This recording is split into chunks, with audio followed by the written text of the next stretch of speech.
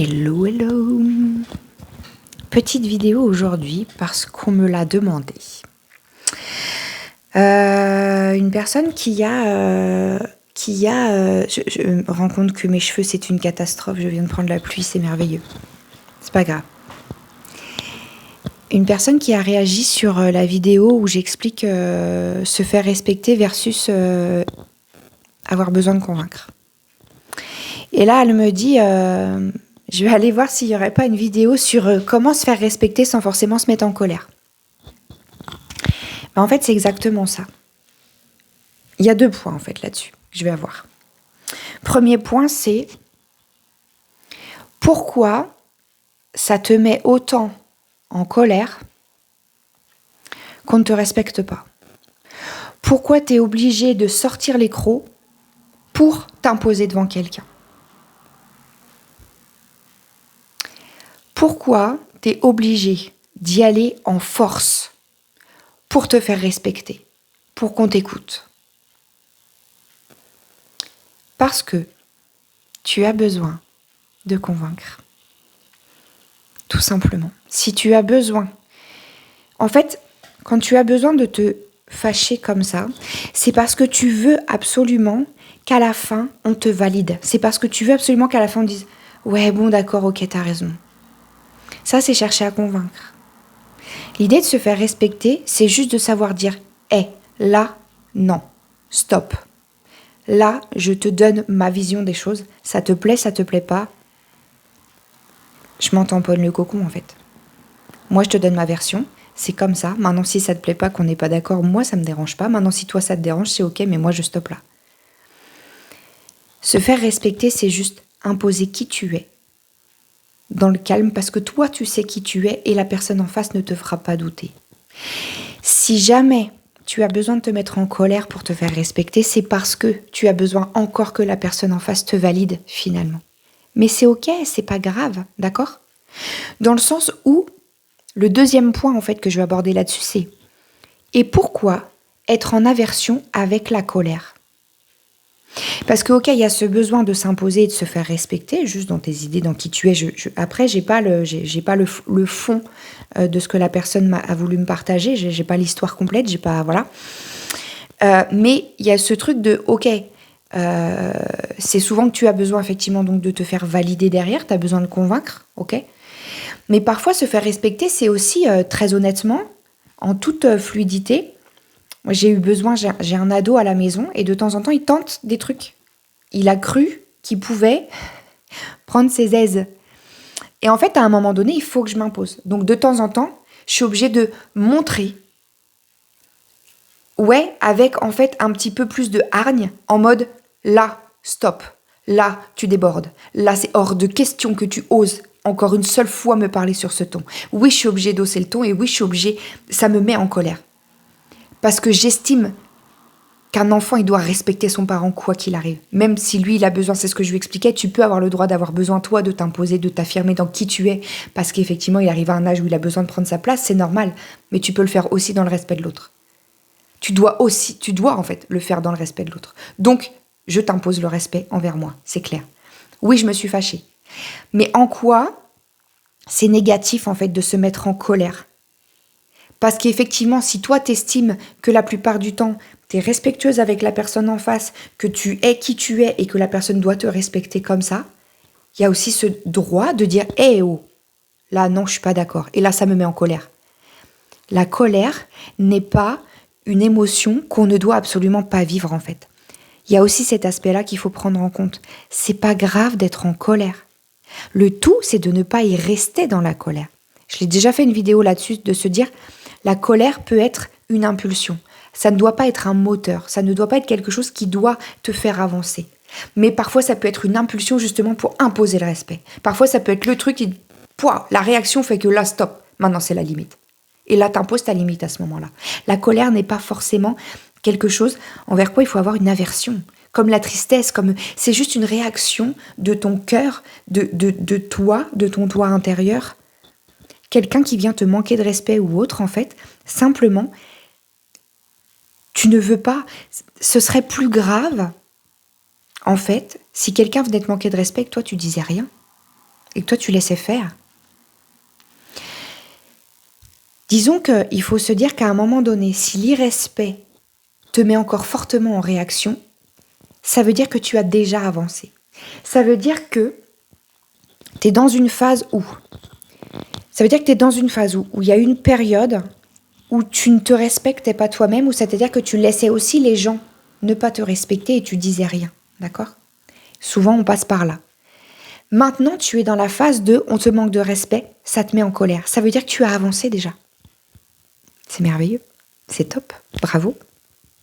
Maintenant, l'idée, c'est d'arriver à t'assumer et à te respecter toi dans ton propre respect et de te dire ok, maintenant je suis comme je suis, peu importe ce que les autres pensent.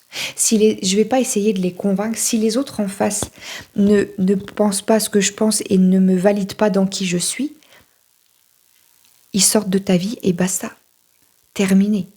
Il ne faut pas avoir peur de la conséquence que ça peut emmener en fait. Si les gens ont décidé de ne pas te respecter, ça dégage. Basta. Mais à un moment donné, il y a des gens qui ont besoin d'entendre fortement le stop, maintenant, tu arrêtes, c'est ma limite et je ne te donne pas le droit de la dépasser. Tu as le droit de dire ça, tu as le droit de faire ça. Tu as le droit de dire à quelqu'un qui dépasse tes limites, tes valeurs, ton cadre à toi de respect et qui n'a pas à faire ça. T'es pas obligé de te mettre en colère. Mais si tu le fais, c'est pas grave. Parce que c'est ce qui te transperce, c'est qui tu es. Et si c'est ce que tu vis à ce moment-là, et si c'est ce que tu ressens à ce moment-là parce que ça te fait du mal, la personne en face peut l'entendre. Si elle ne peut pas l'entendre, tant pis pour elle en fait. C'est plus ton problème. Elle te balance un truc, elle en a rien à foutre de savoir ce que ça va te faire. Elle te l'a balancé sans réfléchir à la réaction que tu allais avoir. Donc maintenant, toi, ça te met en colère, tu as le droit de lui renvoyer. C'est pas grave en fait. Le tout, c'est de ne pas rester en colère tout le temps après. C'est juste de dire, waouh, là, voilà ce que ça vient de me faire là. Ce que tu viens de me dire, là, ça vient de me mettre en colère. Ça vient de provoquer ça chez moi. Stop. C'est ma limite. Plus jamais tu me fais ça. La colère, c'est pas grave. La colère, c'est pas à fuir comme du poison. La colère, c'est juste quelque chose qu'il faut écouter à l'intérieur de toi parce que ça te met en réaction et ça veut dire que ça vient toucher le bord de ton cadre. Tu sais, comme dans Docteur Maboul, ça a touché le cadre. La colère, c'est que ça a touché le cadre. Le cadre de ton respect, de qui tu es.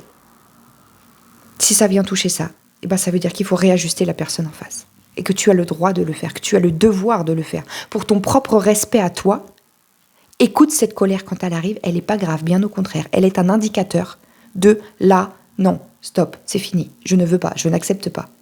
Le problème qu'on a souvent, c'est qu'on a la colère, on la garde et on dit rien. Donc, tu acceptes l'irrespect et ça te bouffe toi à l'intérieur parce que tu culpabilises de ne pas l'avoir dit et tu culpabilises aussi en fait en plus de te mettre en colère après la personne alors qu'elle elle ne t'a pas respecté, pardon, et tu culpabilises en fait d'être en colère après elle. Waouh! Non, c'est pas possible ça. Là, c'est à toi de remettre les choses. Tu as le droit d'avoir un cadre. Tu as le droit de poser tes limites. Écoute, retiens bien ça. La colère, c'est le bip contre ton cadre. Si ça te met en colère, tu as le droit de l'être. Vraiment. Le tout, c'est que tu n'es pas obligé d'hurler dans tous les sens après la personne. Tu peux juste lui exprimer ta colère, lui dire « là, ça me met en colère. Là, je ne suis pas contente du tout. Et là, j'impose que tu me respectes plus. » Voilà. C'est juste ça qu'il faut arriver à gérer. Mais pour arriver à gérer ça, il faut juste que tu acceptes la colère en toi, qui vient d'être révélée, et que tu l'assumes et que tu l'exprimes. Si tu commences à culpabiliser d'être en colère en face de la personne qui t'a pas respecté, je suis désolée, mais je suis obligée de te le dire, c'est que tu ne te respectes pas toi-même. C'est ça le truc. C'est que la colère, elle n'est pas grave. Et si ça te met en réaction, tu as le droit. Ça veut dire que ça vient indiquer que là, toi, ça te met dans l'inconfort. Et tu as le droit de ne pas accepter qu'on te mette dans l'inconfort. Voilà. Après, il y a des choses un peu plus profondes à aller chercher envers ça. Parfois, il y a des choses un petit peu plus délicates. C'est pourquoi ça te met en colère? Pourquoi ça te met en réaction? Qu'est-ce que ça vient chercher à l'intérieur de toi? Quelle blessure est révélée? Quelle À quelle histoire interne ça te ramène? À quel discours intérieur ça te fait appel? À quoi ça te ramène? À quelle histoire déjà vécue et souffrante ça te ramène? Qu'est-ce qu'il faudrait venir apaiser, soigner? Il y a aussi ce truc-là derrière, certes, mais dans un premier temps, tu as le droit que ça te mette en colère et de stopper la personne en face. Même si la personne en face, ça lui plaît pas, c'est comme ça. Voilà, pour répondre à ta question, Julie Ju. C'était Julie Ju. Voilà. Donc, je me permets de faire la vidéo parce que je sais que ça peut servir à beaucoup d'autres, parce que cette question est venue m'interpeller dans le sens où moi aussi j'ai cherché à un moment donné à être là-dedans, à me dire non, allez, il faut pas que je me mette en colère, il faut que j'accepte, il faut que la personne en face... Non, non en fait. Maintenant ça me plaît pas, je le dis et c'est comme ça. Et oui, en face on me dit ouais, maintenant t'es devenu comme ça. Non, maintenant je me respecte et j'impose que tu me respectes. C'est comme ça. Ça te plaît pas, c'est pareil, j'en ai rien à péter. Moi, maintenant, j'ai besoin de me sentir bien dans mes baskets. Voilà, je m'en fous si toi, tu te sens pas bien envers ça, je m'en fous, en fait. Il est hors de question que moi, je sois pas bien pour que toi, tu sois bien. Non. Ce que je souhaite le plus au monde, c'est que tout le monde soit bien et que moi, je sois bien aussi. Parfois, ça marche pas. Parfois, c'est comme ça. On ne peut pas sauver, en fait, tout. On ne peut pas avoir toujours les réactions pour que tout le monde soit bien. Donc, la priorité, c'est que toi, tu sois bien.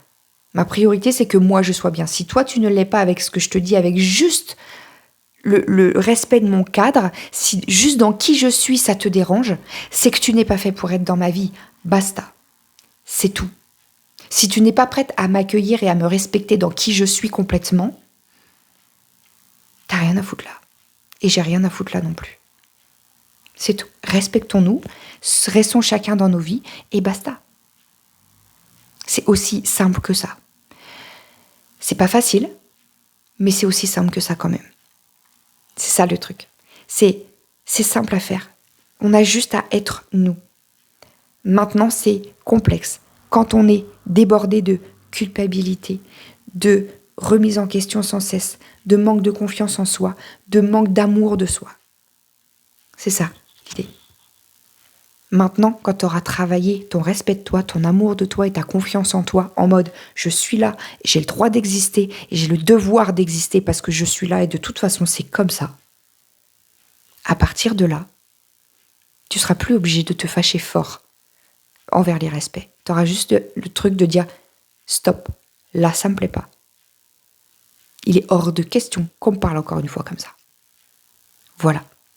C'est pas facile, mais c'est simple quand même. Voilà. Je vous souhaite une belle journée et je vous dis à bientôt.